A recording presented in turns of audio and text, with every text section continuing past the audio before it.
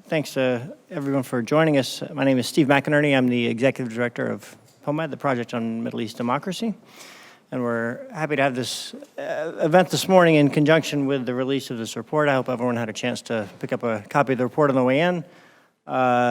This is the eighth consecutive year that our organization has put out this publication, which seeks to examine the federal budget and appropriations for the year, kind of look at the funding and assistance for the Middle East and North Africa, focusing especially on the impact on the prospects for democratic reform, for democracy, for human rights across the region.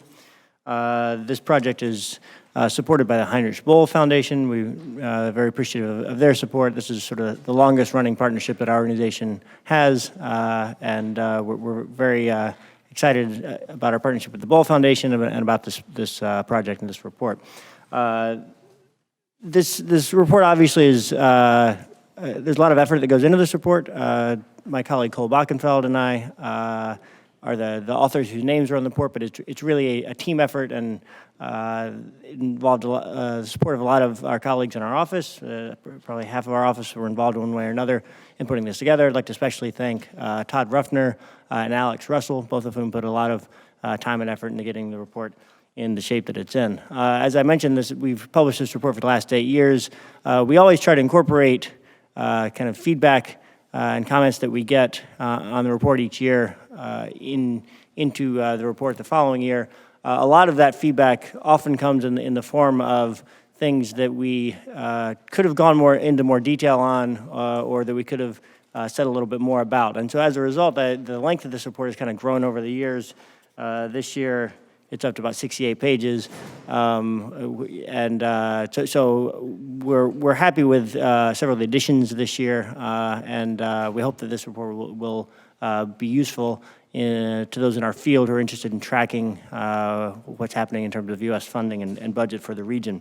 In putting the report together, we go through the budget documents that are made available publicly in February and March, and then we complement those with a long list of interviews, discussions with people here in D.C., people in various branches of the U.S. government, people here on Capitol Hill, as well as people outside of government who work at various organizations in the field of democracy and human rights, as well as discussions with people across the region, our contacts and democracy advocates across the region. Before I get into some of the kind of findings and conclusions of this report, I'd like to introduce our other speakers. My co-author on the report, Cole Bockenfeld, is the advocacy director here at POMED. And then we're excited to have two speakers that have both recently left the U.S. government, and we're happy to have their views and comments on some of our findings. Nazanin Nash is now visiting policy fellow at the Center for Global Development. She recently served as Deputy Assistant Secretary of State for Near Eastern Affairs at the State Department, where she oversaw the Middle East Partnership Initiative, MEPI, as well as the Office of Regional and Multilateral Affairs, and we're excited to have her with us this morning. And then Tom Melia is now the Executive Director at Democracy International, which he has joined upon just leaving the State Department in March, where he was also Deputy Assistant Secretary of State within the Bureau of Democracy, Human Rights, and Labor. I would add that before he went into the State Department, in 2010, he was a member of our board, and so we've had a long relationship with Tom and are happy to have him here commenting now that he's back outside of government on our analysis of what the U.S. government is and isn't doing in the region. One quick note before I get into kind of some of the substance and details on the report. As I mentioned, this report always draws on the publicly available budget documents. One thing that was a bit disappointing that's been the case in some other years as well is that when the budget document, the federal government submitted its budget request for fiscal year 2016 in February and March. They released documents that include sort of the latest estimates of spending from previous fiscal years. This year that included the spending for fiscal year 2014, but did not include any estimate for fiscal year 2015. That's for a variety of reasons, including several large initiatives that were kind of required to have funds spent on them in the last half of last year, and so essentially the administration was not able to have its numbers and estimates for FY15 available. We did our best to acquire whatever information we could about current levels of spending, but it makes it a little bit more challenging to look at trends and comparisons between the budget request for FY16 and the existing levels of spending. In the charts and tables in our graphs, we generally used the FY15 numbers that were requested a year ago, with some notes where we expect changes from those numbers. In terms of general trends that we see, the first thing that I would just comment on is that obviously over the past year we've seen the emergence of the Islamic State in Iraq and in Syria, and really the fight against ISIS and similar sort of radical groups elsewhere, as well as violence that has erupted into full-scale conflict in places like Yemen and Libya, have really dominated the U.S. government's thinking over the past year. And the result has been a shift even more than in the past in favor of looking at the region through the lens of military and security issues, and that a lot of our issues that we focus on, more of democracy and human rights, as a result get a little bit less of an emphasis. And in reality, this is nothing new. For as long as we've been doing this report, or even longer than that, the overwhelming majority of U.S. assistance to the region has been in the form of military and security assistance. But what we have seen is that that balance has shifted only even further in that direction. For many of us observers, that's a little bit disappointing.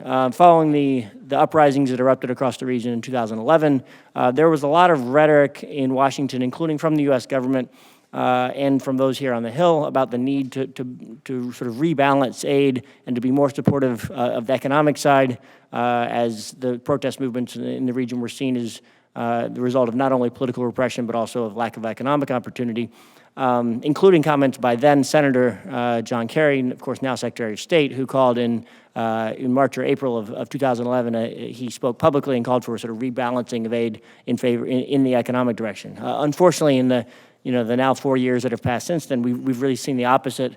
And in 2010, where 73% of foreign assistance to the region was military and security assistance, that's actually gone up just a little bit and is now up at 76%. On the other side, looking at the funding for democracy and governance in the region, in 2010, it constituted 8% of all funding, all U.S. assistance to the region, and now that's actually gone down quite a little bit to 6%.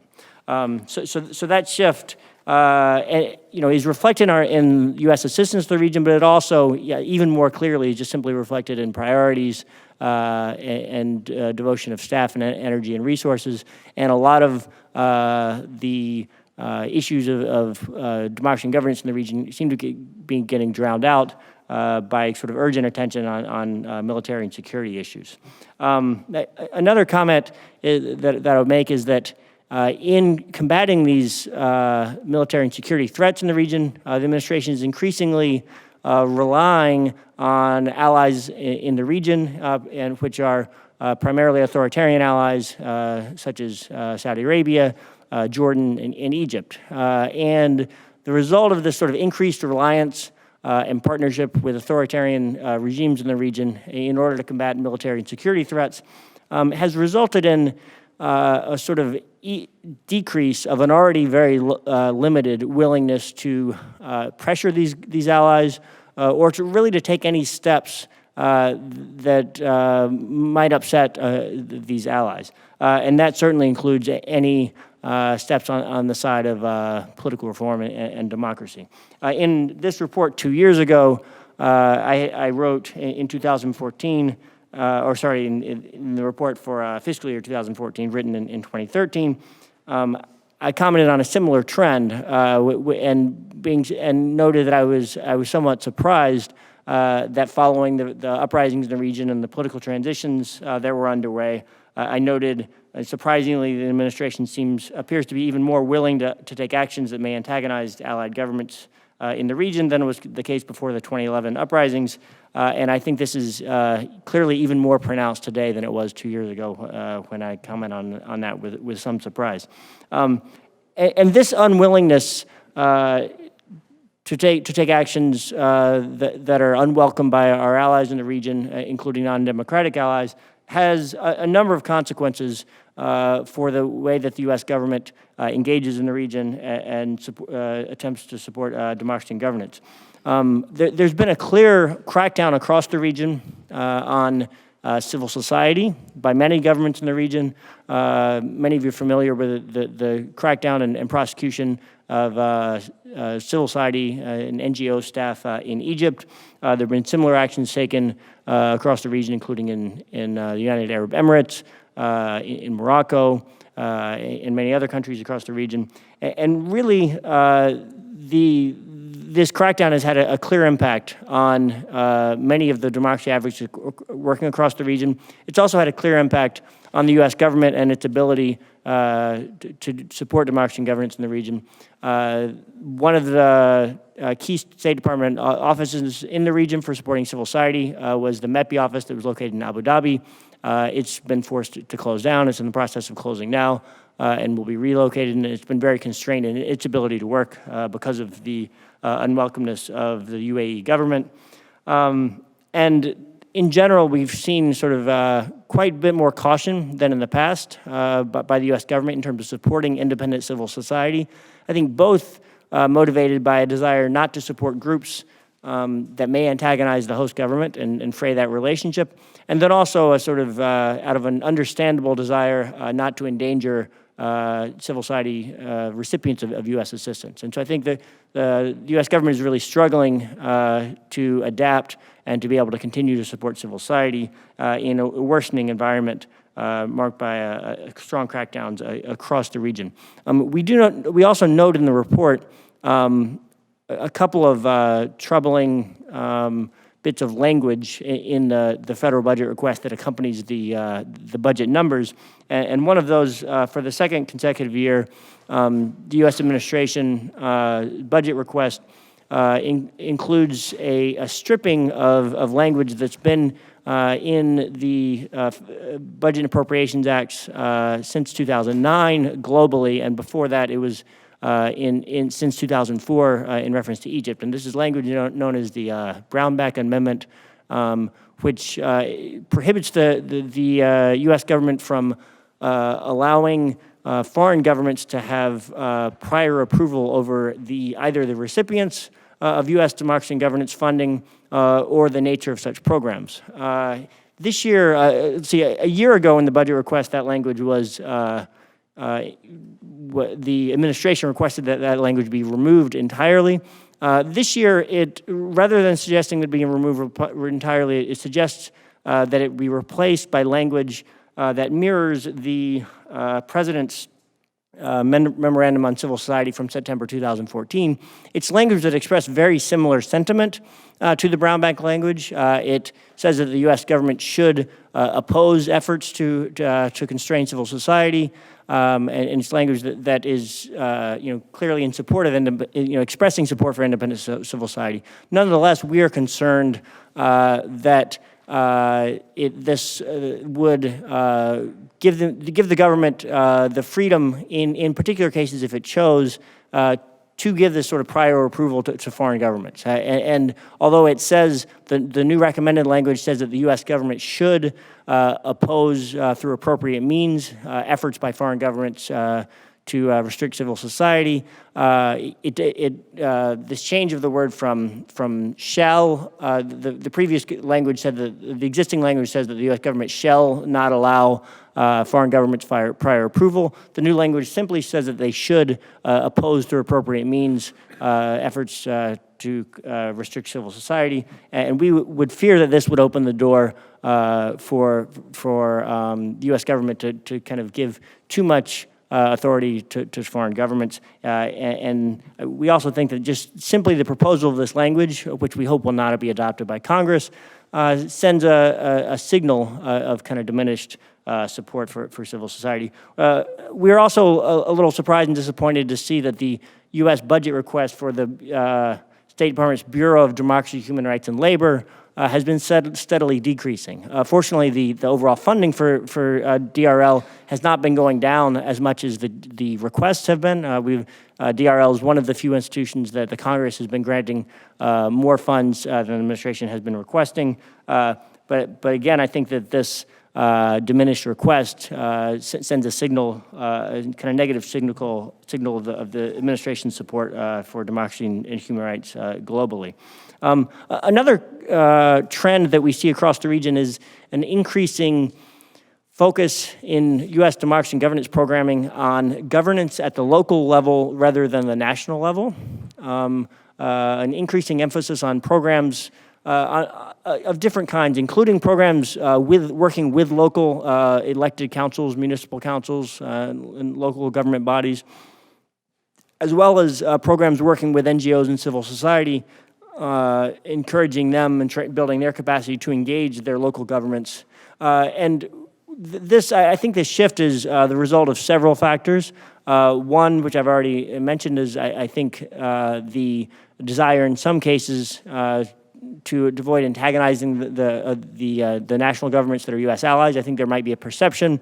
I think that there is a perception in some cases that the authoritarian national governments in the region are more comfortable with work that's done to encourage governance at the local level as opposed to the national level. In addition, there are countries in the region in which national politics have really stagnated, including places like Lebanon and the West Bank and Gaza, where national elections have been repeatedly postponed and are not currently scheduled. But on the other hand, there's more opportunities and activity perceived at the local level. In addition, there is the sort of one positive example in the region, Tunisia, where there's actually been progress at the national level, including the writing of the Constitution, as well as the holding of successive national elections. And now there's, as a result of that progress, there's ability to shift to the local level. In other places like Libya and Yemen that have been overtaken by violence and have essentially seen national governments collapse, the local governments are seen as an opportunity. So this is a trend that we've really noted region-wide, which we think could be a positive opportunity.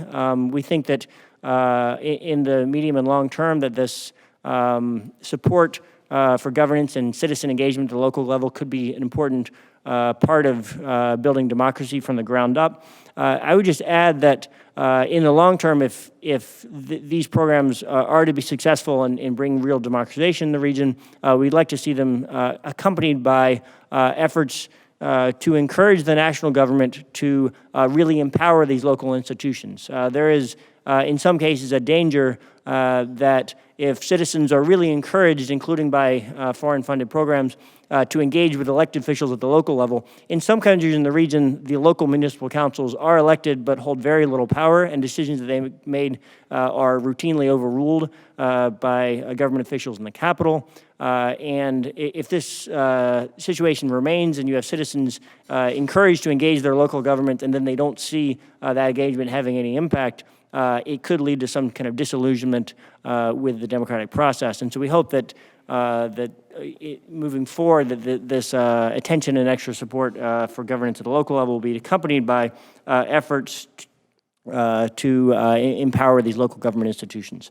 I will comment on one country in particular before turning to Cole. I've described that the U.S. government. In a sense, I mean, there is evidence that many inside the U.S. government are still interested in supporting democracy and governance in the region, but these issues receive less attention in the past than they have, a few years ago, and are sort of limited by this strong desire to avoid antagonizing repressive allies in the region. This does leave sort of one clear opportunity for U.S. support in the region, because there is one government, which I mentioned, which there has been real progress, and one government in the region which is not repressive and authoritarian, and that is really receptive to outside support for democracy and governance, and that's obviously Tunisia. We do comment in the report that we're very pleased to see what we consider to be a long overdue increase in the aid requested bilaterally for Tunisia, up to about $134 million. That's about double what was requested a year ago. We think that's important. We hope that this trend will continue. We hope, obviously, here in just about, 30 or 40 minutes from now, President Essebsi from Tunisia is visiting, and he'll be meeting with President Obama at the White House this morning here during this event, and I'll have a joint press appearance in which they'll be announcing things that they reach agreement on, which we hope will include a multi-year MOU governing assistance, as the U.S. has with countries such as Israel and Jordan and Egypt. We really think that Tunisia is, obviously a unique opportunity in the region. And given the context, it is the sort of one place where the U.S. can unabashedly support democracy and governance and support a democratic transition without either having the negative consequences that come with pushback from an authoritarian ally, and it also doesn't have we can have a strong relationship with the Tunisian government and strong bilateral support, including security assistance and economic assistance, in a way that isn't empowering a repressive government that's likely to lead to radicalism and negative consequences that result from repression across the region. So I will leave my remarks there, and I will turn now to Cole, who will comment on several of our other key conclusions from the report. All right. Thank you, and thank you all for coming. First, let me just reiterate, as Steve mentioned, that this report is really a product of a lot of people's effort, and in particular, I want to express my deep gratitude to Todd Ruffner and Alex Russell for their support. It wouldn't have been possible. I want to just focus on a few of the other broader trends in the policy and in the region, as well as a couple other countries in the region. But of course, I note that we sort of have country sections, I think, on 10 or 11 different countries. So if I don't discuss the one that you're interested in, please feel free to raise it during Q&A, and we'll be happy to talk about it in more detail. The first thing I want to note this year that we found and sort of want to praise and give credit to is another sort of overdue step we feel in the assistance process to the region, that there are sort of new efforts to regularize assistance. For years after the uprisings in 2011, there was really a sort of reactive ad hoc approach where administration officials and Congress really had to scramble to pull together resources to respond to the events in so many different countries.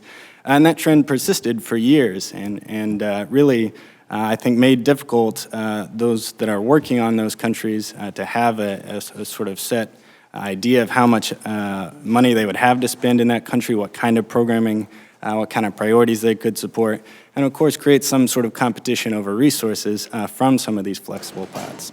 And so what you've seen this year is a shift away from that approach, sort of using these multi-country mechanisms towards sort of more regular bilateral accounts.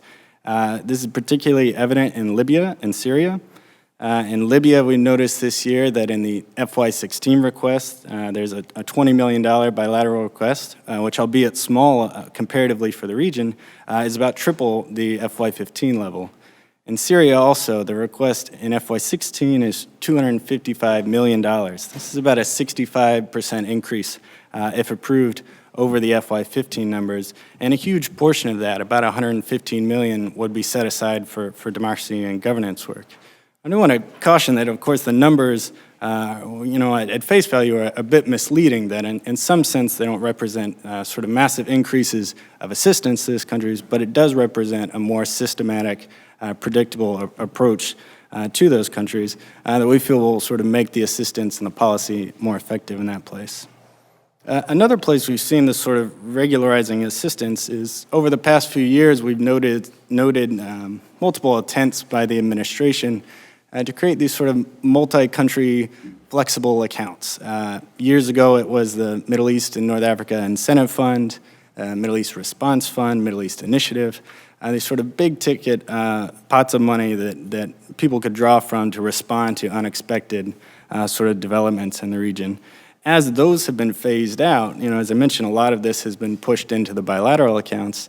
And then one other sort of increase that we noted this year is an office within USAID known as the Middle East Regional. The Middle East Regional Office is sort of a successor to an office that had long been in Cairo, known as the Office of Middle East Programs. When that staff was evacuated in late summer, fall of 2013 for security and reasons in the country, this office was sort of set up to inherit and sort of develop from that platform. The budget for this office has sort of quietly increased over the last few years. Then in FY12, the OMEP received about $5 million. It's been quietly increasing until FY16, we see a request for $40 million. So really 8 times that previous budget amount to really empower this office to do a few more things than they have in the past. I do want to mention that, of course, this is sort of a largely sort of budgetary heading and account, that this Middle East Regional is not necessarily confined to a specific location or a certain amount of staff, but does give USA a sort of place of flexible money that they can draw from to respond to crises in the region, to fund different offices where they can house staff from evacuated embassies and so on, to continue programming in volatile or hostile countries. The next point I want to mention, Steve talked about the Brownback Amendment as one of the changes the administration had proposed to the sort of legislative context and the policy that has sort of been long-standing implemented by Congress. Another one of those that we noted this year is a change proposed to Section 7008, otherwise known as sort of the coup law or the coup clause. This long-standing provision of law, it's been in place about 30 years now. It essentially requires the suspension of assistance, direct assistance to a government if an elected government is overthrown by military coup. Of course, this got a lot of attention a couple years ago in Egypt, but has been applied over the years, I think, in nearly a dozen countries. What we've seen this year is there's an attempt, a proposal by the administration to insert a sort of national security interest, national interest waiver to that language. Before, as the law stands now, you can only resume assistance to those countries if a democratically elected government has taken place. If this change were adopted, it would essentially allow the resumption of assistance whether or not that's happened, if it's in the national interests of the U.S. We feel that, of course, sort of inserting this waiver would essentially allow and undermine the application of that law completely, and that, as we've seen with other sort of national security waivers in law, that they're almost routinely used in a way that renders that law meaningless or not effective at all. And so, of course, this had sort of gotten the most attention in Egypt over the last few years, so I want to just make a few comments on Egypt. One of the things we always say about this report is that as much as things change and as much as our attention and the policies and the assistance change to the region, one thing does not is that the Egypt section is the longest, most complicated, most hotly debated part of this report. I think it's about 8 pages out of the 60 this time, because there's really a lot to focus on this year. The first I want to note is Steve mentioned the sort of space for democracy and governance and civil society work in the region is increasingly restricted in unprecedented ways. Nowhere is this more evident than in Egypt. And what we see in the FY16 request is sort of an all-new low of support for democracy and governance programming, about $6 million. This is really a falling off from almost a decade's worth of assistance, where we'd seen generally levels between $25 and $50 million annually for this kind of work. This year, it's really a new low at around $6 million. Part of this is also because what we've looked at with a lot of the attention on Egypt is on the military aid, but also one of the interesting components this year is looking at their economic assistance. What we've seen in Cairo is that there's a huge backlog of funds that have built up over the years based on sort of a difficulty to program that assistance, whether it's democracy assistance. Some of the economic assistance has been held up by a lot of the changes in government and so on. That $460 million at one point was sort of built up, and some of that is sort of starting to be spent down, but there is a huge amount of funds still there left to spend, and that's one reason we see this year an overall decrease in the request for economic assistance to Egypt, $150 million compared to $200 million the previous year and $250 million the year before that. Now, while the ESF is constant at $150 million, or sort of decreasing, sorry, at $150 million, one thing that remains constant, of course, is the military assistance. The request this year, again, renews the $1.3 billion that's been requested for some time now. And of course, this was the big story this year. Just in April, the White House announced sort of lifting the holding of aid to Egypt that had been in place for at least 18 months since then. And so it was a big announcement that we wanted to get into and figure out some of the debates and the implications of that. Now, when that was announced, there were sort of four main components of that announcement. The first was that the president would release withheld items including F-16s, Harpoon missiles, tanks, Apache helicopters, so on, that had been held as a specific list of equipment sort of pending democratic progress in the country. The second, the White House announced that they would continue to renew the assistance level at $1.3 billion and that they would release, of course, all of the funding that had been withheld for the past 18 months or so. The final two components are sort of the reform side of this. And beginning in FY18, the first step the White House announced would be that the U.S. would be revoking Egypt's cash flow financing privilege. This is something we've long focused on as kind of an overdue reform and a real critical first step toward any kind of change or modernizing of the package. And then the fourth component would be sort of changing how Egypt's military aid would be used. And beginning in FY18, all of the equipment purchased that the Egyptians used their military assistance for would have to fall into four categories: counterterrorism, maritime security, border security, and Sinai security. And that anything that didn't fall in those sort of mutually identified security threats, that the assistance should not be used to support.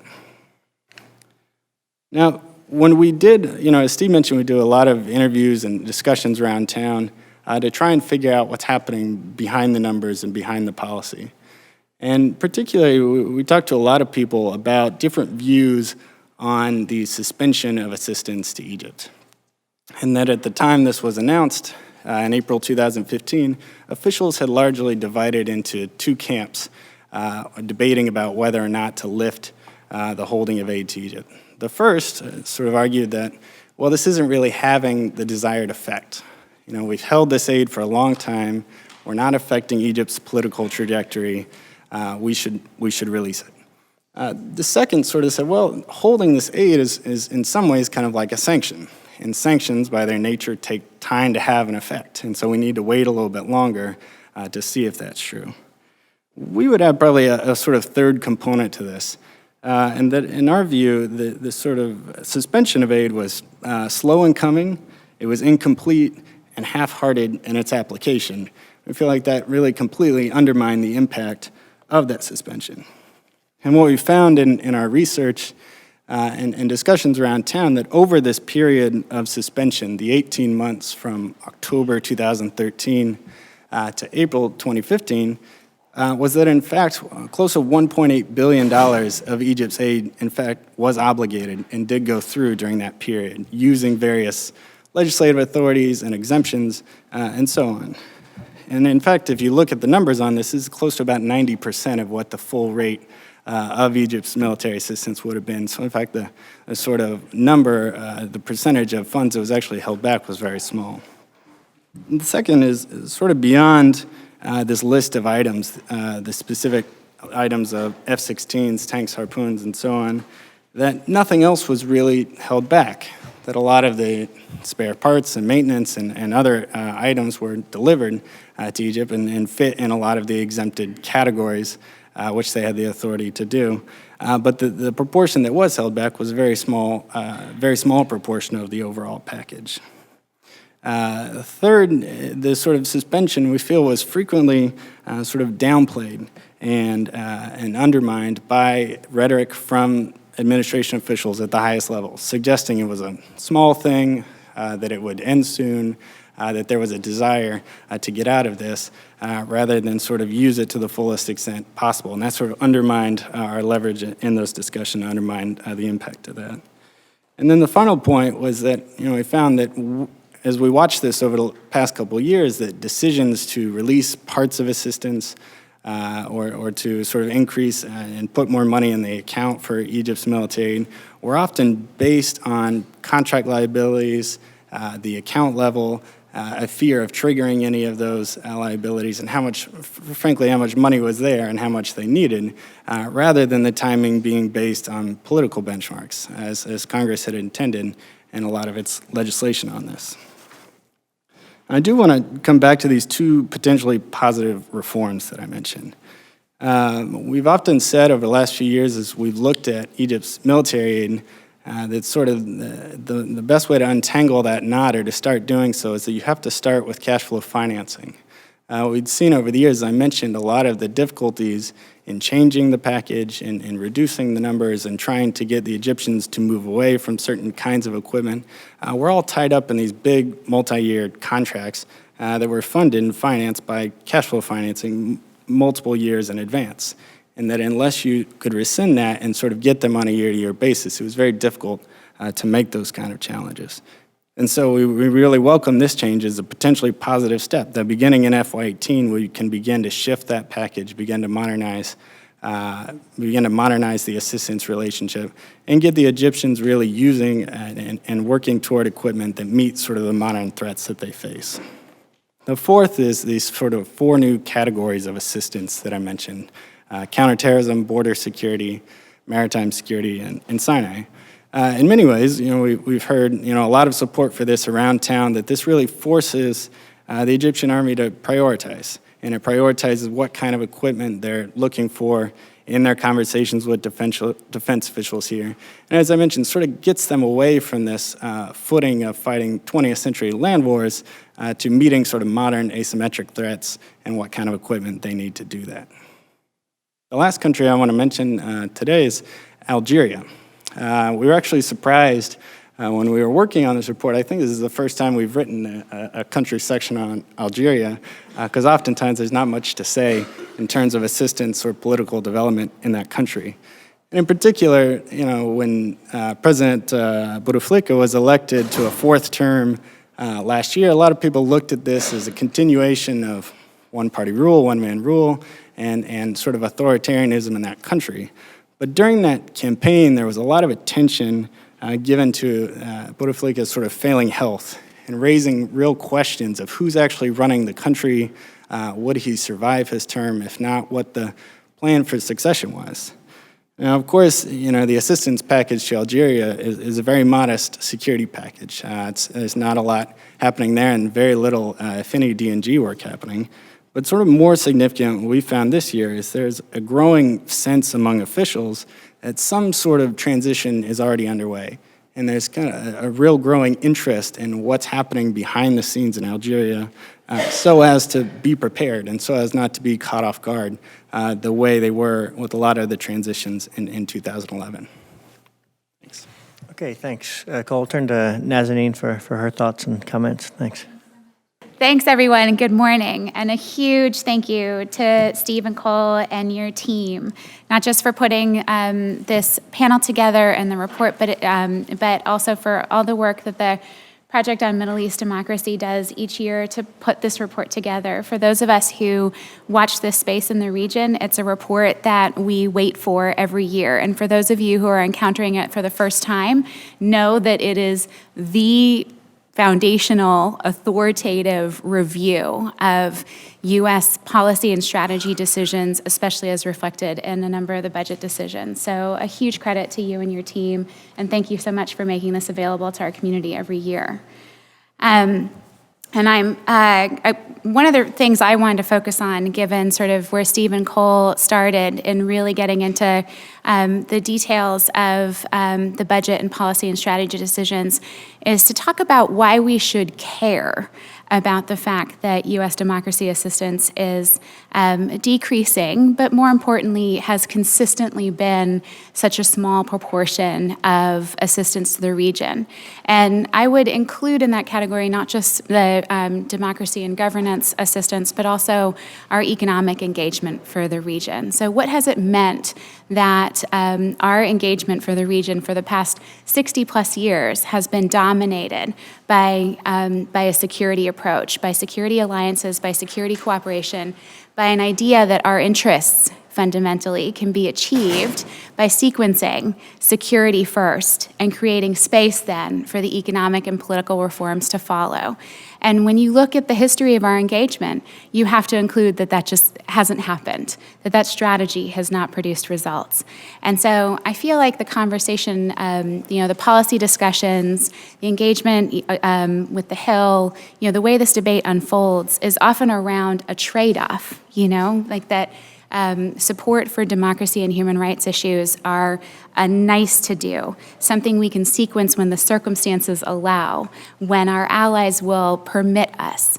But it's fundamentally central to achieving our goals and securing our interests in the region, which are primarily security interests. So I wanted to talk a little bit this morning about why our approach should change, how it could change, and what it would take to change. So I'll start again, sort of centering on our interests. This group would know that our interests in the region are great and enduring. So despite changes in, our own energy production, global economic security relies on energy security in the Gulf.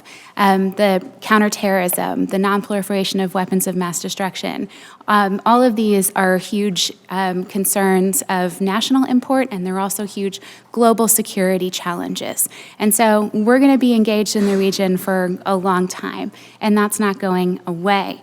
But if you make the case, and I think we all would, that those interests rely on security and stability in the region, and then you assess our strategy and our outcomes, you would have to decide that our strategy for the last many decades hasn't been working. So it's easy to sort of look at this moment in time and think of it as a period of crisis.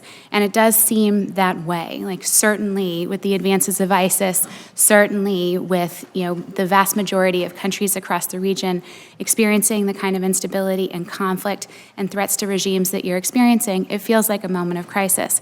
But when you look over the last 4 decades, the region has seen over 60 episodes of regional conflict and violent regime change. 2011 sort of brought that into clear focus. 4 regimes were toppled then.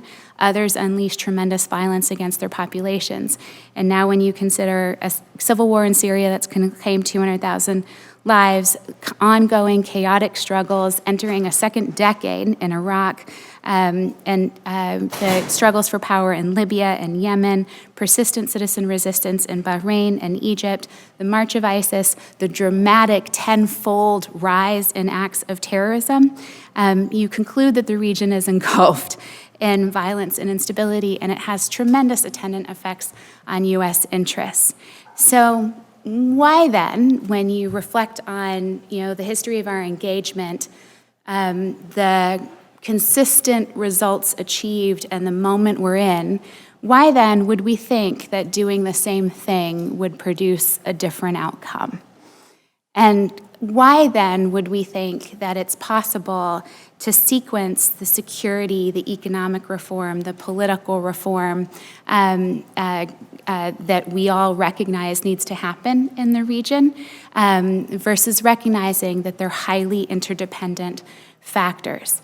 And I'll give you a couple of examples to demonstrate the way in which I think these are interdependent factors. So when you look at sort of 3 essential tensions in the region that most experts agree sort of are at the crux of ongoing instability, you look at ascendant youth populations and closed economies. You look at closed political systems and corrupt institutions. You look at injustice and security. And I see all those as 3 categories of contradiction. So returning to the ascendant youth populations and the lack of economic opportunities that they face, again, widely recognized as a source of instability. The technical solutions to fixing these economic problems are clear and have been forever, right? So you need to focus on macroeconomic stability, reducing subsidies, reducing debt. You need to focus on investment climate reforms, greater transparency, rule of law, ease of doing business regulations. So, that's known. And those are, technical solutions that the U.S. government has been trying to address in technical ways. Not just the U.S. government, the World Bank, all the international institutions. The technical solutions are available. The competencies in those countries are available. So why aren't these reforms taking place? Why isn't that happening? And fundamentally, it's because the economic structure of these countries benefit powerful constituencies and elites. And those powerful constituencies and elites have few incentives to take up the reforms that would alter these closed economies that benefit the few, such that they're economies that benefit the many. The incentives for that are not available. And I'll give you a stark example. Egypt takes up 8 pages in your report and is, the bane of all of our existences. But when you look at Egypt and you consider the military's engagement in the economy, something that is infrequently talked about or insufficiently talked about in our policy circles. But let's think about the military's privileges in the economy. They have total privileged access to non-transparent procurement and public works. They have free access to all undeveloped agricultural land. They access below market labor. They're the principal recipients of major input subsidies. They have installed generals at all levels of Egypt's institutions. And as is often said about the Egyptian military, the business of the Egyptian military is business. And so when you look at the privileges and the reach into the economy, and then you consider the fact that they have their hands on the political, right? Presidency operating without a parliament for nearly a year now. They have their hands on the political levers of the country. They have their hands on the economic levers of the country. And they have their levers on the security levers of the country. Where are the incentives supposed to come from for them to give up some of these privileges in the economy that they accrue to themselves and to privileged elites? So when you look at the sum total of that impact on Egypt's economy, you look at the fact that the military and privileged firms associated with the regime receive 80% of the input subsidies, receive over 90% of the loans made available to business, and account for 11% of employment. The impact of that is that 70% of Egypt's employment opportunities are happening in the informal sector. The impact on ordinary Egyptians is unbelievable in that you have Egyptians who toil endlessly to eke out sort of daily living, right? They're mom and pops trying to survive on a day-by-day basis, but they're not generating wealth. They're not passing anything on to future generations. Their businesses aren't growing. They're not employing more people. They're just stuck. And they've been that way for a long time. And you start to understand how those populations can begin to chafe at regimes that privilege elites and that have developed extractive, rent-seeking institutional structures that take from populations in the region, but fundamentally are not citizen-facing. They don't exist to serve citizens. And that is a fundamental aspect to the ongoing instability. It's why these struggles for power and resources become so zero-sum. I'll give you a second example, institutional reform. So when you look across institutions in the region, they rank in the bottom 20% for institutional quality of most countries in the world. So that's looking at the Global Competitiveness Index. And I think one of the starkest examples is when you look again at Egypt, it places dead last in the quality of the management of their educational institutions. dead last, 144th out of countries. So they're performing so much more poorly even than a range of developing country peers. And that's in the face of billions of dollars of U.S. investment on education, health, water and sanitation, various aspects intended to serve the needs of populations. So I want to emphasize this point that the solutions to these problems are not technical. They're not necessarily about additional foreign assistance resources in education and health and various other kinds of public works. They're fundamentally about changing the incentives for reform. Changing the incentives for reform are about democratic process, democratic institutions. The solutions to these problems are not security solutions or technical solutions. They're political solutions that rest in the domestic politics of these countries. So, the job of transforming those domestic economies and the domestic political structures and taking on the transformations necessary to address the significant challenges are with them and with those citizens and with those leaders, but there's a role the U.S. has to play as a catalyst, and we have to play it because it's central to achieving our interests, which, again, should be, nobody should expect any state to take on activities that aren't in their interest. But it's part of the reason why we should be a much stronger advocate for these types of reforms because it's what matters to the outcomes we're trying to achieve. Again, on the last point on institutional quality, the incentives for reform have to come from public accountability. So when you look at the fact that these institutions are closed, that they're shielded from any sort of public accountability, you really start to understand why it is that freedom of expression, freedom of association, freedom of assembly, access to information, those are the essential levers for being able to push back on institutions that are not citizen-facing and will not be citizen-facing until they're forced to be accountable to the citizens that they're supposed to be serving. And until they're accountable and start providing those services, we're going to continue to see these tensions boil over. The last example I would offer is, again, around security institutions, where tactics matter.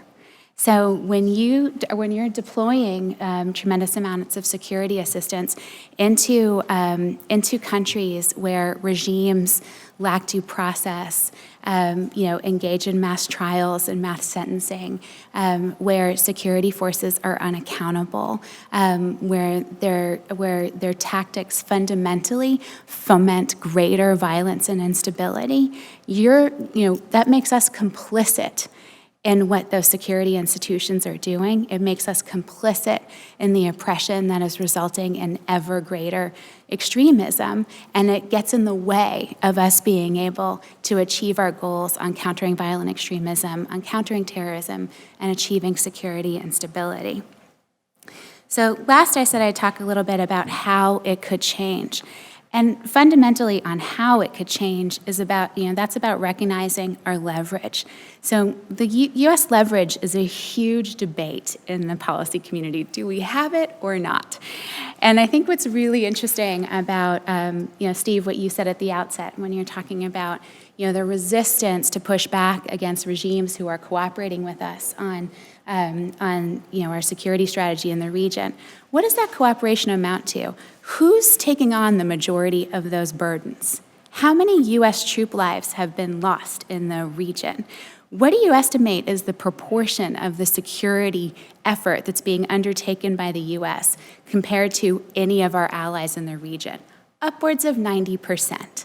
So is there a reason for us to hold back on the obligations we might impose on our security partners, the conditions we might impose on our security partners for the fact that the U.S. primarily provides the security umbrella for the region?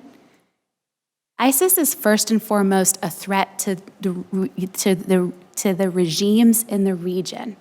Its aims are in conquering and maintaining territory. Its aims are in overthrowing regimes in the region and establishing their own regime, their own state in its place. It's not fundamentally, an existential threat to the United States in the way that it's an existential threat to regimes in the region. So they care about what we're doing. They care about what we're providing.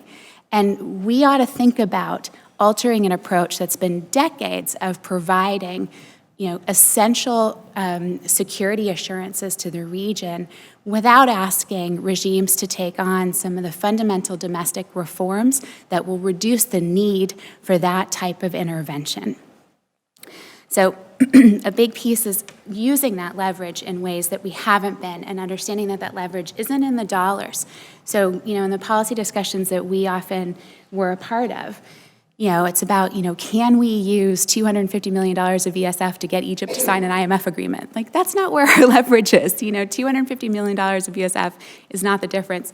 In Tunisia, we're all excited that, there's been such an increase in support, but $134 million is not the difference between success and failure in Tunisia, and it's not the basis of any sort of fundamental leverage in encouraging Tunisia to undertake ongoing reforms.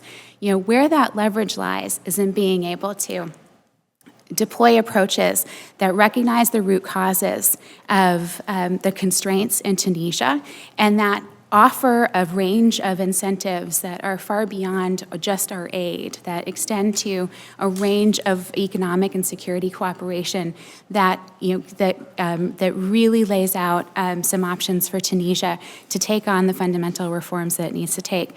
I'll give you a tiny example. Several years ago now, the Tunisians, in conjunction with the U.S. government and the African Development Bank, undertook a real analysis of their economy. It's the constraints to growth analysis that the Millennium Challenge Corporation does. The benefit of that analysis is that it takes the 300 things that you might need to do in the context of a developing country or a middle-income country that's struggling with a closed economy, and highlights sort of the 3 things that are essential to do if you really want to open up your economy. As in, if you don't do those 3 things, nothing else is going to work. Your technical assistance isn't going to work, your entrepreneurship programs aren't going to work, your ICT program isn't going to work. Like, those 3 things need to happen.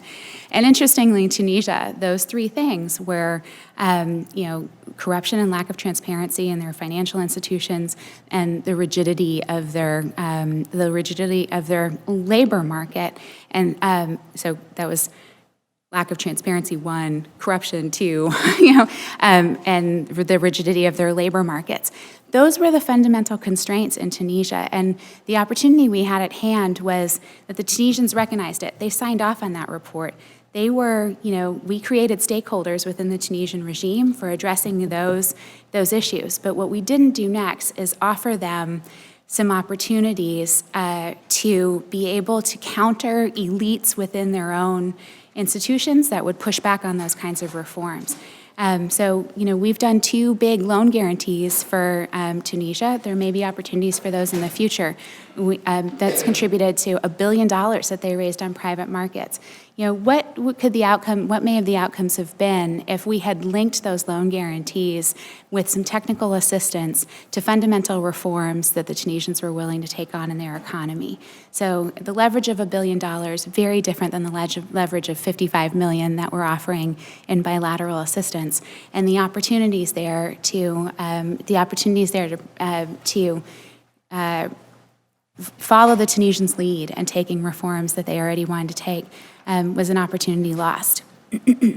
So last, a little bit about what it would take. And I think what I see in this report when I read between the lines is tremendous divisions between within the executive branch, within the legislative branch, and then between them.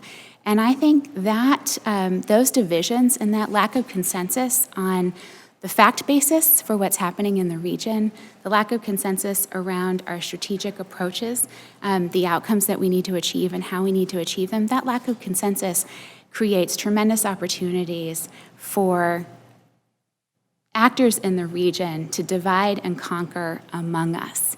It results in tremendous incoherence in being able to deploy a sustained strategy that would have some difference. Cole talked about that when he talked about the approach on withholding the assistance to Egypt.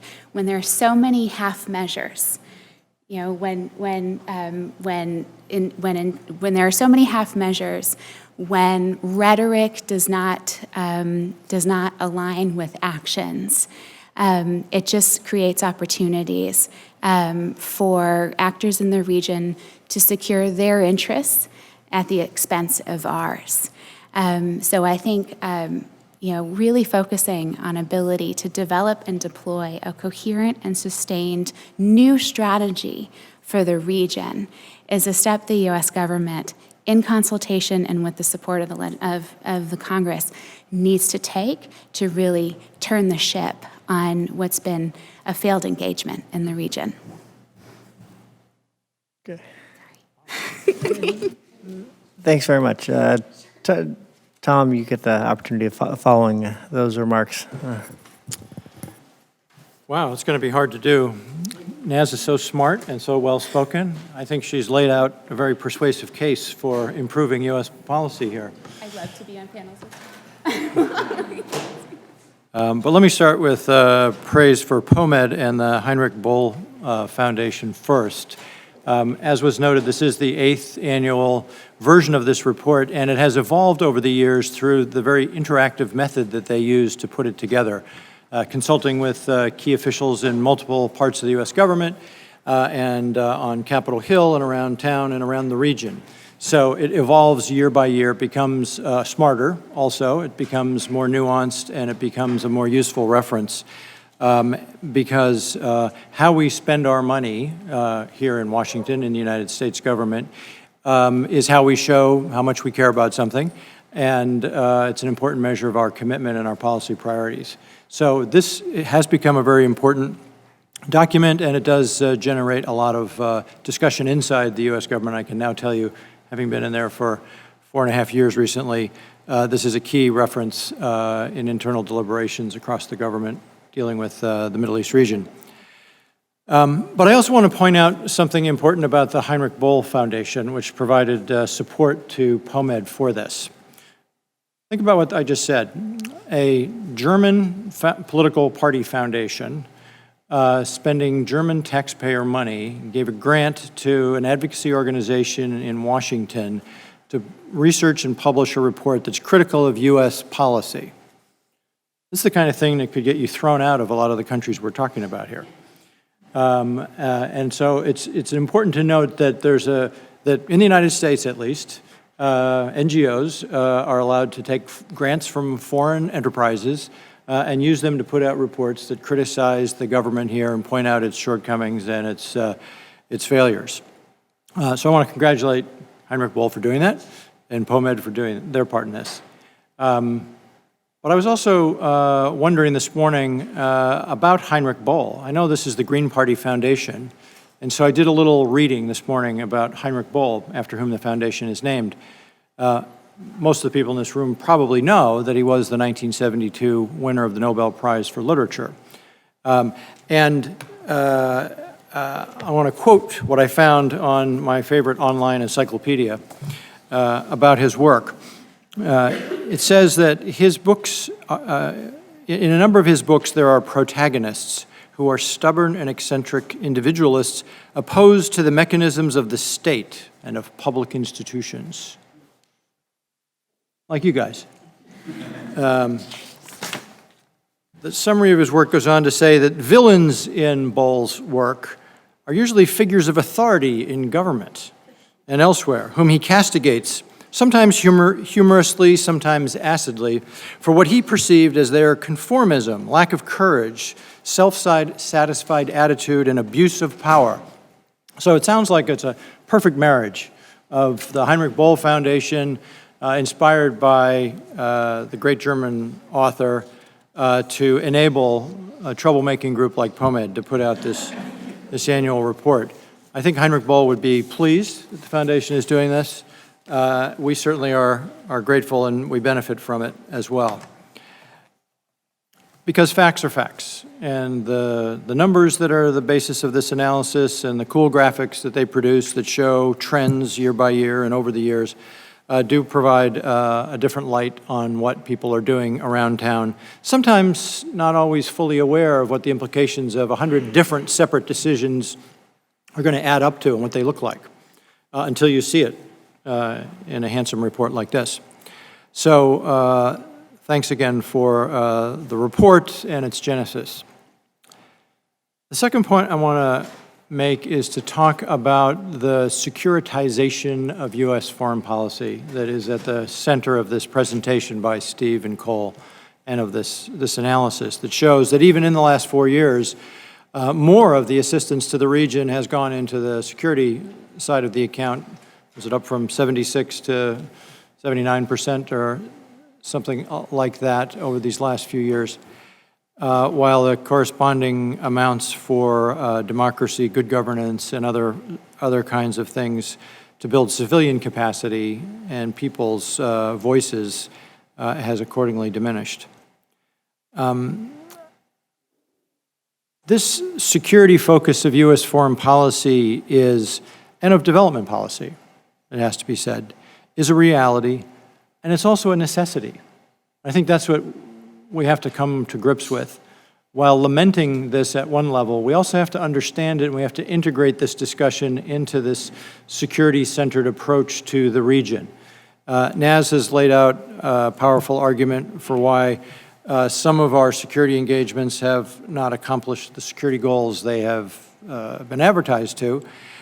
But I think the larger challenge for us, those of us who have been inside government and those who are outside of government, is to make the case stronger, more strongly, and to connect the dots between about how a stronger civil society, how more democratic governance, how a more interactive, transparent, responsive kind of government in each of these different countries would lead to more secure countries and a more secure region, and ultimately, therefore, would cost the U.S.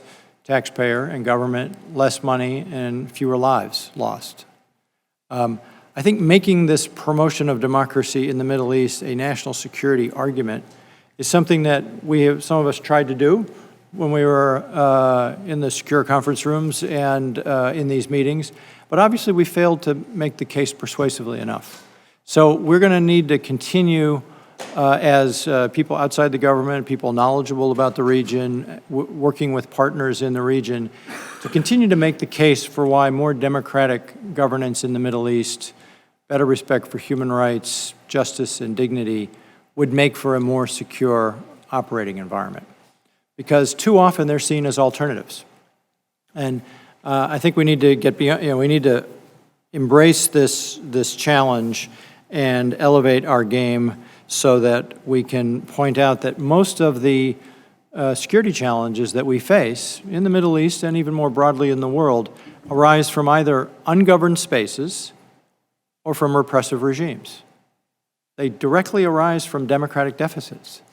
And too often that connection is not made by the people who are focused most on the short-term, seemingly existential threats that arise from something as horrific as the marauding, metastasizing Islamic State as it careens across Syria and Iraq and perhaps one day beyond.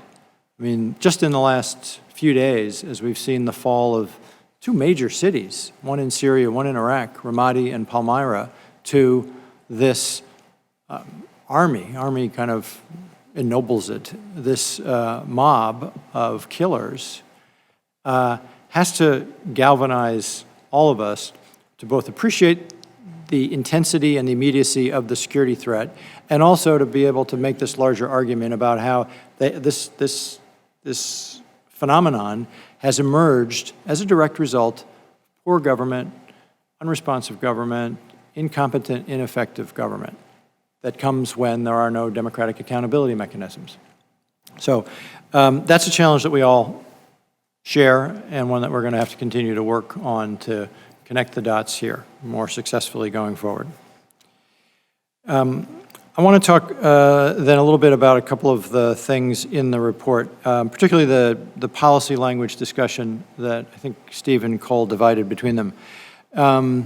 First, on the language that inserts into the proposal to the Congress for the assistance legislation, a waiver option for the termination of assistance to governments that are replaced by coups. I certainly appreciate the anxiety that was expressed about how waivers can be used, but I do want to remind people that it is not as stark as I think was presented here. In fact, in the report, the language is, in the last paragraph of the discussion of Section 7008, it says, as is the case with other laws containing national security waivers, the executive branch routinely exercises such waivers in a manner that effectively renders the requirements in U.S. law meaningless. And I just don't think that's true. I think that's sometimes true, but I don't think it's routinely done or always effective in evading the intent of the restriction or the termination clause in the law. And I would point specifically to the provision in law known as the Leahy Amendment that obliges the executive branch to withhold training and equipment from security forces anywhere in the world for whom the government has credible evidence that those units, those security force units, are implicated in gross human rights violations. Now, there's two versions of this law. One applies to the State Department and funding that flows through state, and the other applies to appropriations that go directly to the Defense Department. Interestingly, the Defense Department version of the Leahy law contains a waiver authority, whereas the State Department does not. So you would think that the Pentagon would be tempted to and would do, as the report says, routinely exercise a waiver in a manner that would obviate the implication of the Leahy restriction. But they don't. They've never, ever exercised the waiver authority. The Pentagon and the U.S. government has never exercised the waiver authority that is contained in the defense authorization, or the defense appropriation. Because there's and one of the reasons for that is that there is an ongoing, very interactive discussion between my colleagues, my former colleagues in the State Department's Bureau for Democracy, Human Rights, and Labor, and the Pentagon, and other parts of the State Department, and the folks here on Capitol Hill that are responsible for overseeing implementation of this law. So it's a constant interactive discussion about how the law is being monitored and implemented. Senator Leahy and other colleagues have taken a real interest in how that has worked.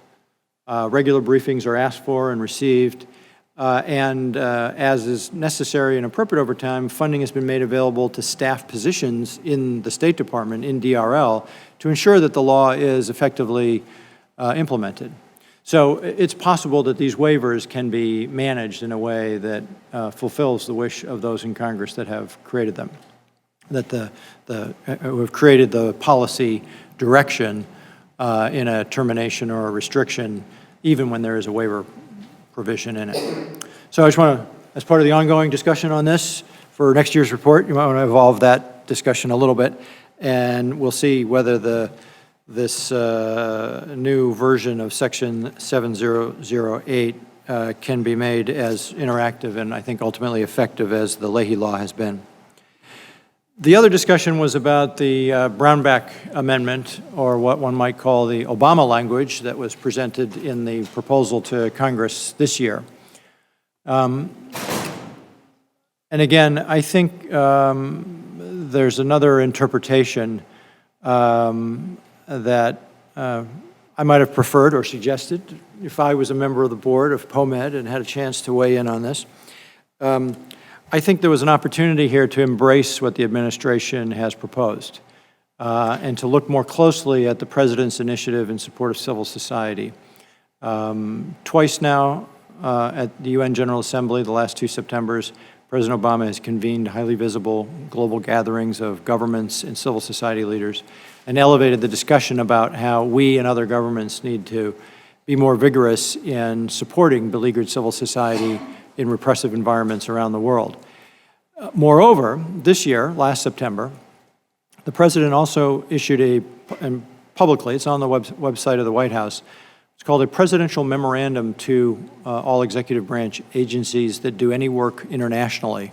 And it's a long list of agencies, including the Pentagon, including Treasury, Commerce, and the State Department, of course, and asks them to elevate their game in the kind of language that's contained in this budget submission that says push back against the crackdown on civil society, do more, do it more often, do it more vigorously, and tell me what you've done. And so there is a process that had begun to ensure that all agencies are going to be reporting back to the White House in due course on how they're implementing the president's guidance to them on this subject. And this version in the budget provision echoes that and is a reflection of that. And so while there's obviously going to be occasions when U.S. government officials will be tempted to withhold support, whether that's financial support or political support, to one or another democratic actor for fear of alienating a partner government, the larger policy, I think, has been made clear. And the effort is to provide better, stronger guidance to those who will be tempted to defer our enduring support for democratic actors in the interests of good working relationships with authoritarian and other non-democratic partner governments. Because, and this may be the last point on language that's reflected in the report, it comes up in several different places throughout. There is a kind of an implicit assumption in a number of passages in this report that there is a kind of enthusiastic embrace of authoritarianism in the executive branch. Page 4 of the report says, countries enlisting in the fight against terrorism have once again been given carte blanche to arrest opposition members, trample freedom of expression and association, and stifle civil society, as if there are officials in the U.S. government who are actively embracing repressive techniques by governments in the region. And having just spent 5 years in the U.S. government, I can tell you I never met an official like that. It's just not true that anybody in our government is giving carte blanche as if it was ours to give, first of all. But there's certainly nobody who would, if they could, say to a partner government, go for it. That just doesn't happen. So I think that, and there are not just people like Nazanin and others who have been in high places in the government who have made these cases internally for more forward-leaning postures toward support for people who share our values and to push back against necessary partners who don't share our values. The conversations are more about what would be effective, how can we do it, what are the trade-offs, what are the costs to other parts of our engagement or our relationship. I just honestly have never met someone who said, this is a good thing these governments are doing. Everybody knows the nature of these governments, the counterproductive nature of some of these repressive policies. And so the challenge is really how to, again, to go back to where I started a few moments ago, how to connect the dots between how bad decision-making, repressive behavior by partner governments contributes to their insecurity and ultimately to ours, raises our costs financially and in military terms and in the cost in lives of our young men and women. Making that connection more effectively, more persuasively in the policy discussion, I think is something that that argument can be made. People are willing to hear it.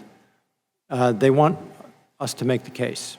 And again, as I said, I wasn't successful yet in most cases in making that argument. So I need to take advantage of my time out of government to kind of reboot and get smarter, as Nazanin obviously has done in her few months out of government, and be able to make that case more persuasively as we go forward. Because I think it's doable. Ultimately, it has to be done if we're to be successful in supporting these countries as they move towards stability, shared prosperity, and being better partners for us in the wider world. Lastly, just very briefly, let me say I appreciate the good words in the report and in the presentations about the work in my former part of the State Department in DRL. I think it does have a different angle on things than USAID and embassies, but it's important to underscore that it works hand in glove with USAID and embassies in country and the Middle East Bureau in the case of this region. so that whatever you like about DRL, some of the praise and glory has to spill over onto some of the other actors who are part of the shared decision-making on a lot of the grant-making and a lot of the other initiatives. And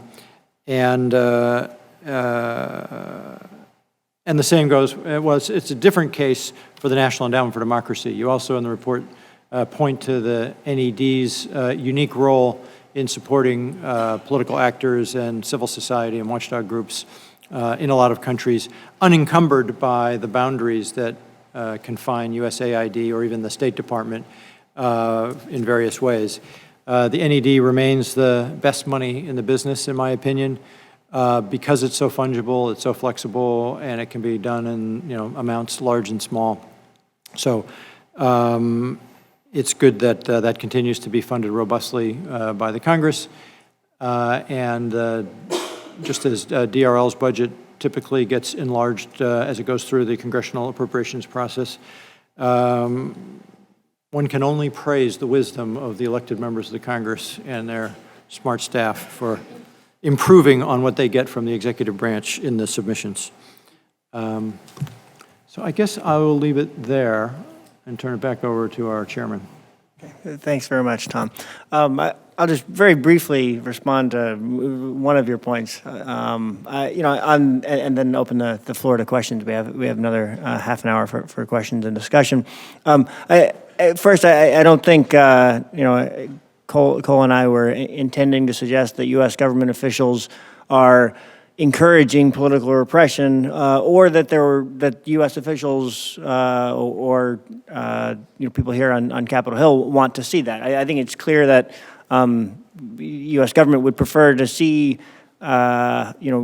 more open governments in many cases, and less repressive governments, less abusive of their citizens' rights. But language that we use, such as giving carte blanche, isn't that the U.S. government is encouraging that or welcoming it, but not standing up against it. And when there are governments whose primary external backer is the United States government, and when the vast majority of our aid to the region is military assistance to these repressive governments, and we then choose to not kind of stand up against these actions, and we don't see U.S. government praise for political repression, but when we see praise for these governments that are politically repressive, and in the absence of strong criticism, that is widely interpreted by some of these governments and certainly by their citizens as this sort of carte blanche and support. We've seen numerous statements from U.S. officials at the highest levels, including statements like from Secretary Kerry, who referred to President Sisi as restoring democracy in Egypt.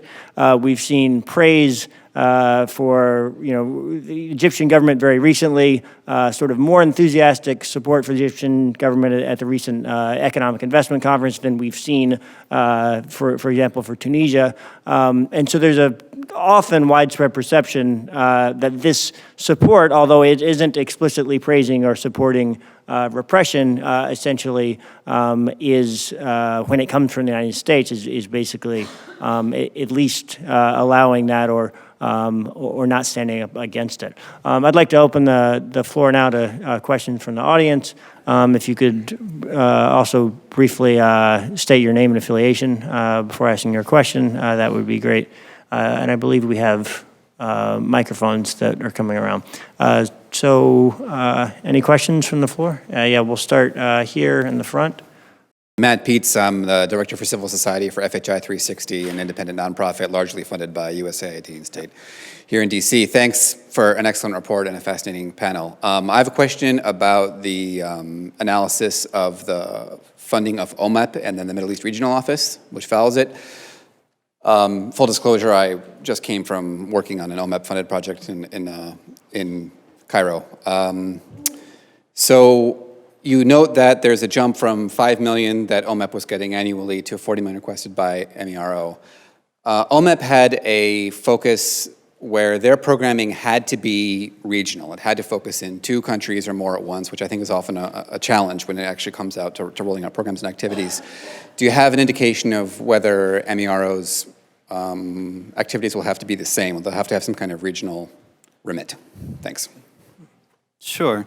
Yeah, generally, I think a lot of the programming is still going to be regional in nature. One of the sort of interesting things with this increased funding line is that it's also sort of shifting to different kinds of activities. When we first talked about the OMEP office in FY09, we were a bit critical that, there wasn't really much of a support or sort of focus on DNG.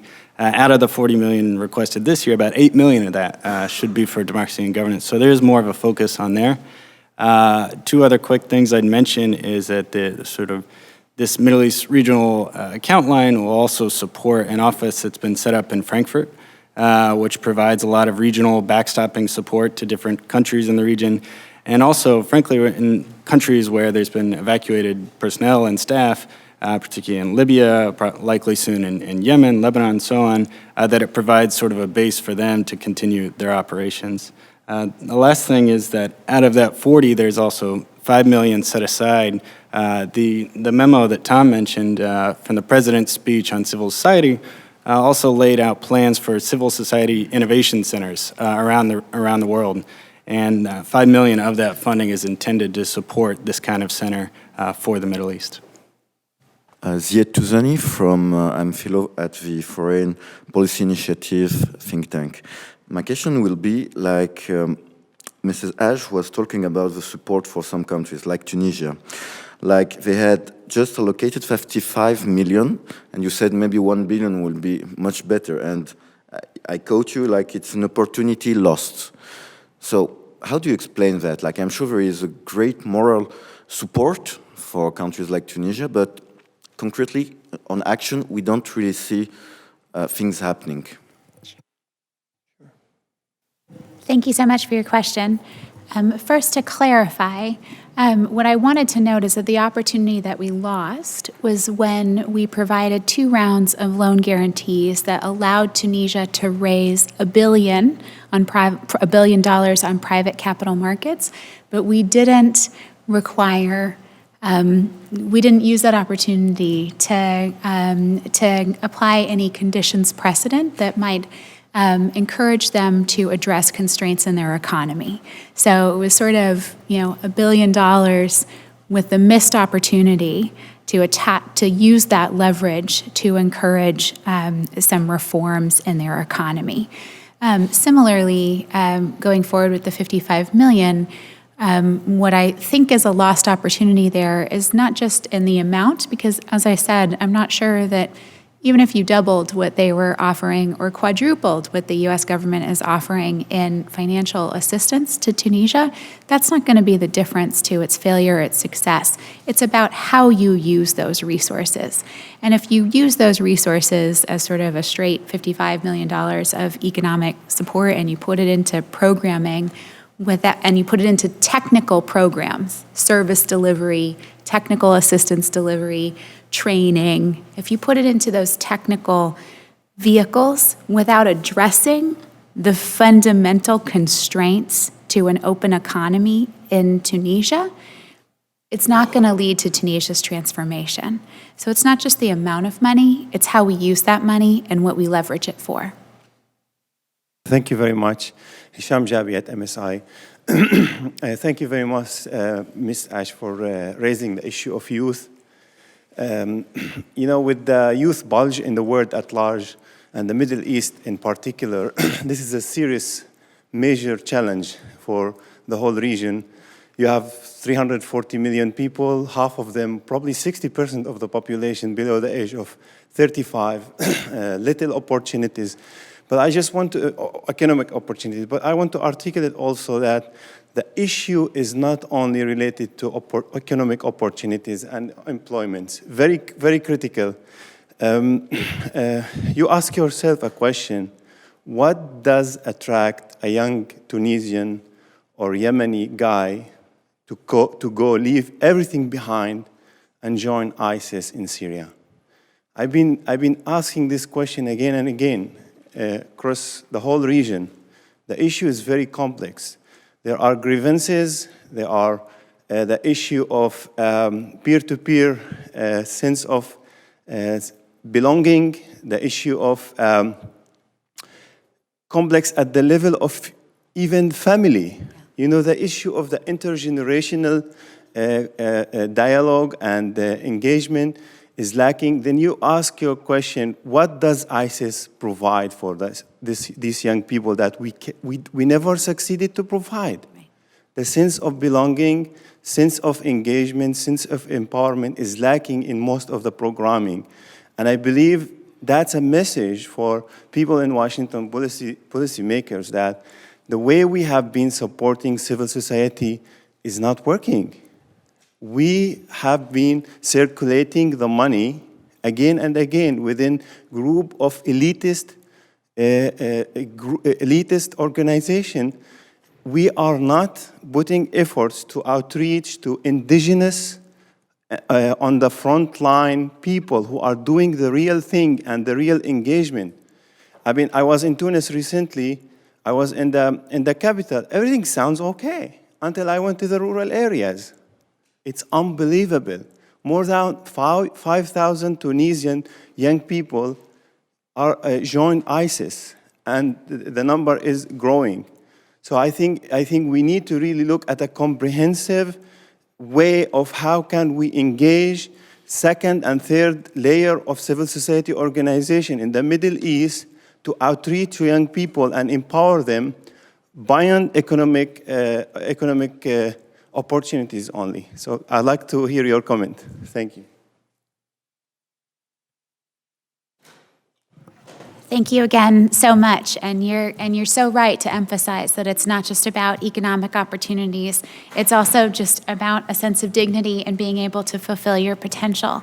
And I didn't do a great job of articulating that in my remarks, but it's really what I meant to convey when I sort of made this point, that you're not generating wealth, you're not creating the circumstances that are sort of the definition of development progress, which is that each generation do better than the one that came before. Like, that's just not something that can happen. And so when you're a young person in many of these countries, if you're not a member of the privileged elite, you really question where your opportunities are going to come from.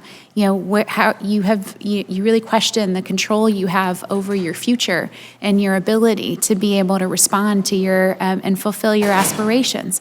And that's, again, fundamentally about economies being closed to you and politics being closed to you. You don't have an opportunity. You don't have an opportunity to influence these major aspects that will determine your life and your ability to fulfill your ambitions. You had inspired something else that now I've lost the thread on. I wanted to, so your point about the way we engage with civil society, and I think it's a really interesting one. And I think, there's so much conversation about how we struggle in closed space, right? And then you sort of, I think an interesting counterpoint is the way in which ISIS has been able to organize and promulgate its message in closed spaces. And, so there are methods available for allowing citizens to aggregate and elevate and amplify their voices and their grievances in ways that will create pressure on elites to reform. And we have done an insufficient job of finding and supporting those more creative methodologies that may indeed be much more about supporting citizen movements through a variety of platforms, including social media, and maybe less about support to individual organizations that are increasingly constrained, although it remains critically important to do that as well. So you think about things like, the I Paid a Bribe campaigns that have been so successful in South Asia, methods that allow for citizens to consistently describe their institutional experiences and the corruption that they chafe against every day, and to elevate that in a way that represents a threat to existing elites. Again, when you look at the literature, when closed regimes and when closed institutions have finally opened up and shared and become citizen-facing institutions and have given up a little of their privileges in order for others to have more, it's been when they faced existential threats. That's what we saw in 2011, existential threats to existing regimes because of mass citizen movements. Nader Tadros, Solidarity Center. With what you have described and we have all seen is that this is too expensive for us to continue kind of supporting. This is kind of an abusive relationship, this is how I like to describe it, between the governments that know that they are too powerful and know that we are too much keen on having this relationship, and what we have, the price that we have to pay. And it's too expensive for everybody, including those countries and the citizens there.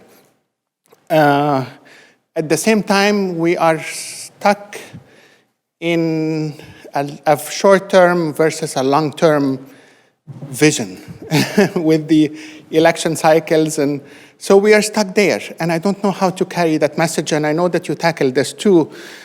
How far can we go? Do you think that if we go far enough, and are we willing to take a rift between us and those countries?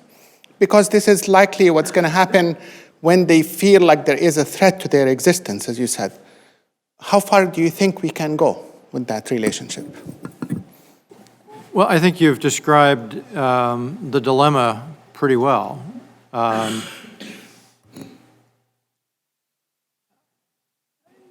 There are limits in almost all these cases, notwithstanding all of the comradely language that comes up on diplomatic occasions. Both sides know that there are limits to the depth of our relationship that arise from their hostility towards our values and our policies.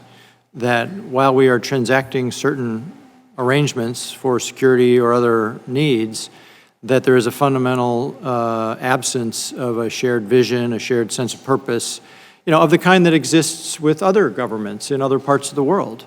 Our relationships with much of the Americas, with Europe, Australia, New Zealand, Japan, South Korea. Those are relationships that are deep and rich and mutually beneficial because we share economies, we share values, we have similar political systems, and we don't have that in most of the Middle East. We have very transactional, short-term relationships that are not fundamentally built on a shared vision of each other, ourselves, and the world around us. So that will always put limits on these relationships, and it makes it all the more difficult for us all to make that long-term argument, connecting the dots to the recurring need for short-term assurance and short-term security fixes to endemic problems. Naz described very vividly the economic dysfunctions in Egypt and how, and even in Tunisia, how certain short-term things we try to do to help don't address the longer-term underlying structural problems that mean that these problems will inevitably recur. So that's true in multiple dimensions. How we can get to that while the house is burning. Again, that goes back to the security moment. While the house is on fire, we're being asked to improve the furniture arrangements in the living room. And it's just never going to happen that way.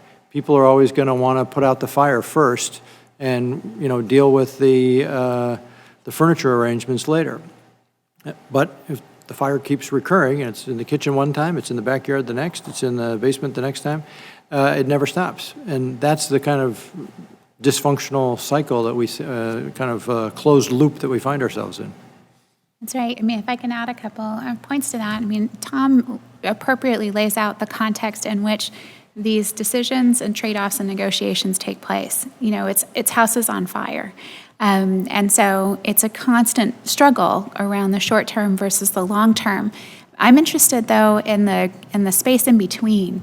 So as we are providing, as we are enhancing security cooperation relationships, as we are providing additional security assurances, as we are tripling security assistance to Tunisia, again, how are we deploying that in some portion with an understanding that it needs to be deployed with, the reform of those very same security institutions in mind, because again, their tactics matter. So, what are the opportunities to deploy our assistance in a way that coexists with an assessment of security institutions, the things that need to change, what we're willing to provide to both assist with that change and incentivize it, and so that we are much more cognizant of the use of the assistance we provide and the such that we elevate the strategies that security institutions are using and provide strong incentives for reform. The last thing you said that really stuck with me was sort of you talked about sort of what are the limits, what are the risks we're willing to take, and I guess my initial answer to that is let's find out, so because it's not an approach that we have taken in the past. We've been extremely risk averse, and I think that the debate around Egypt's security assistance really demonstrates that and is remarkable to me. So here we look at a country like Egypt, again, where, actually, we have big questions about the capabilities of their security institutions, both internally and with respect to, their military. So their internal security forces and their military pose real questions for us about their capabilities, right? And what began at, and so here's a security, and we need them to be strong security partners. That's in our interest, that's in Egypt's interest, that's in our allies' interest. So we need them to be stronger security partners. But it's taken us this long to say, actually, we're providing the billions of dollars of security assistance, and we want to be sure that those billions of dollars of security assistance address the threats that you face today: counterterrorism, border security, Sinai security, maritime security. Those are the present threats of the day. Why would we be deploying U.S. tax dollars for threats that are in our interest and in their interest different from those? That we're not, those are the threats. And it's been such a struggle to say we're going to turn the ship to focus on our mutual interests. Why is that a struggle? Similarly, with cash flow financing, making the change in cash flow financing is so important, not only because of the leverage it affords us to make changes in our foreign policy and strategy when we need to, right? So because we haven't, what's the word I'm looking for? We haven't sort of committed ourselves, on billions of dollars years into the future that makes it really hard to turn the ship when threats change. So the other reason cash flow financing is so important is because it's been the foundation of the military-industrial complex that has become, Egypt's military and the way it's engaged in the country. So reducing cash flow financing is a way to take the thumb off the scale, to Tom's original point. It's a way to take the thumb off the scale of the security approaches and to create space for civilian leadership to emerge. Hi, Jennifer Watley with World Learning. Tom, you talked about the difficulty of connecting the dots and making that argument within the U.S. government. And I think a lot of times in the DG sector, we sort of look at the health sector and envy them because they can make that direct connection between vaccinations and reducing infections and other things. And in the DG sector, we struggle with that. I'm wondering from your perspective and from Nazinan's perspective, how can we make that argument more effectively, and what kind of evidence or what kind of information do those of us who are implementing DG programs and working on these issues, what do we need to be gathering in order to help the advocates within the U.S. government connect those dots and make that argument more effectively? Well, one thing we can do is point to developmental successes in various parts of the world, because this is as bleak as the prospects for political, economic, social development in parts of the Middle East sometimes seem. The world has seen actual improvements in other parts of the world, and I think we need to look to some other transition environments where the arrival of more open democratic politics has been accompanied by an increasingly shared prosperity and better outcomes on other development metrics as well. And you look at places from Indonesia to South America to parts of Africa, that, there are cases we can point to where more democratic governments have become better partners and become more competent because they are trying to be more responsive to their peoples. So it's not like this is a purely theoretical notion that is being put out there. It may seem that way sometimes in Middle East discussions because there is a kind of insularity to the Middle East discussions in the government and in certain circles around the government because the experts on the Middle East know a lot about the Middle East, but they don't tend to know as much about what has happened in other parts of the world. And I think we need to, again, this is a challenge for those of us in and out of government alike, is to be able to cross-pollinate a little better with some of the success stories that do exist around the world. Tom, your comments about on the sort of lack of positive examples in the Middle East and North Africa, that it's important to look to other regions, which I agree with. I would also just add that I think that only heightens the importance of the potential positive example that we now have in Tunisia. It's not fully there yet, but if Tunisia can move forward, not only with consolidating its democratic transition, but also having economic success accompany the political progress that we've seen, I think it could be very powerful, not only in the region, but also for those who work on the region here in Washington to have positive example and model to point to that would influence our engagement with other countries in the region. Thanks again to all of you for coming and joining us, and please join me in thanking our guest speakers as well.